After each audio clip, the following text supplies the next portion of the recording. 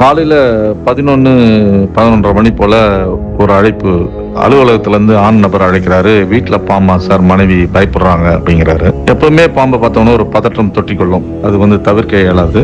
இப்போ அந்த மீட்புக்காக தான் நம்ம உள்ள நுழையிறோம். ஒரு சைடா வரல, ஷார்ட் ஆகி மாட்டுது.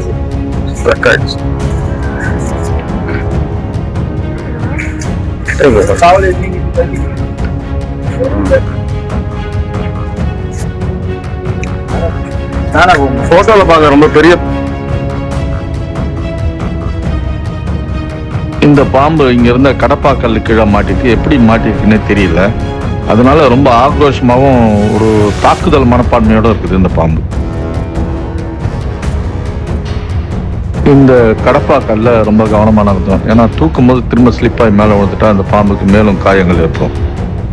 இந்த கல்லை மெதுவாக அகற்றிட்டு இந்த பாம்பை மீட்டாச்சு.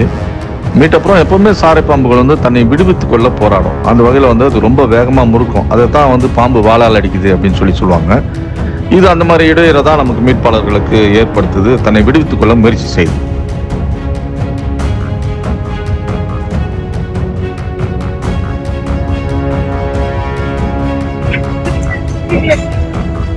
ரிலாக்ஸ் பண்ணீங்க, வெளியே விட்டுடுவேன்னு பாக்குது. முள்ளு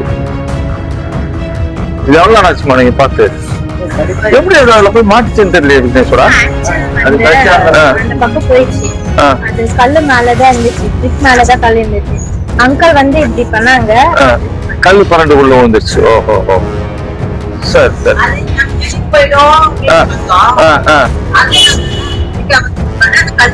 காலையில ஓடிட்டு இருக்க அந்த பள்ளியோட மூலைகள். தவளை தவளை தவளை தவளை இல்ல தவளை சார். அது இல்ல சார், பள்ளியோட இருந்து சார். பள்ளி போயிட்டு இருக்கோம். கித்தப்பூரோட போயிட்டுருக்கோம். வாழை அறுத்து விட்டுச்சு. பள்ளியெல்லாம் சாப்பிடாது. ஆமா, சரி சரி. இங்க மீட்கப்பட்ட அந்த பாம்பு வந்து சாரை பாம்பு.